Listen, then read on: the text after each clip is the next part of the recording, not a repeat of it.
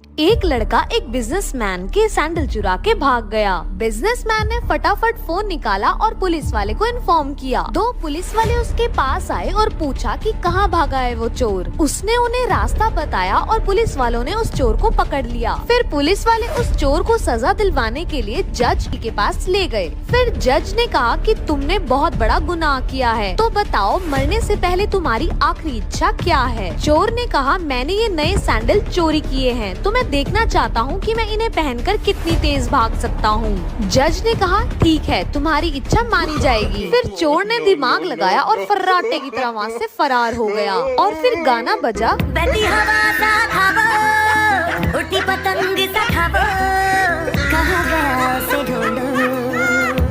दोस्तों, एक अमीर किसान ने मरते समय अपने तीनों बेटों से कहा, मैंने अपने बेड के नीचे कुछ छिपा रखा है, मेरे मरने के बाद उसे निकाल लेना। किसान मर गया। उसके बेटों ने बेड के नीचे खुदाई की तो उन्हें 3 बर्तन मिले और एक सोने की ईंट। पहले बर्तन में मिट्टी था, दूसरे में गोबर और तीसरे बर्तन में था 100 रुपए की नोट। तीनों भाई को समझ नहीं आ रहा था कि वह बंटवारा कैसे करें। तीनों अपनी समस्या लेकर एक अंकल के पास गए। अंकल बहुत ही चालाक और होशियार था। उसने कहा, आपके पिताजी बहुत होशियार थे, इसीलिए उन्होंने बंटवारे का यह तरीका निकाला था। पहले बर्तन में मिट्टी है, इसका मतलब है कि बड़ा बेटा सारे खेत लेगा। दूसरे बर्तन में गोबर है, इसका मतलब दूसरा बेटा गौशाला लेगा। तीसरे में पैसा है, यानी किसान के बैंक में जो पैसे हैं वह सबसे छोटा बेटा लेगा। उन तीनों ने कहा, अंकल इसका बंटवारा तो हो गया, लेकिन इस सोने के ईंट का क्या होगा। अंकल बोला, आपके पिताजी को पता था कि बंटवारे के लिए तुम तीनों जरूर किसी होशियार बुढ़े के पास जाओगे, इसीलिए यह सोने की ईंट उन्होंने मेरे लिए रखा था और यह मेरा हुआ।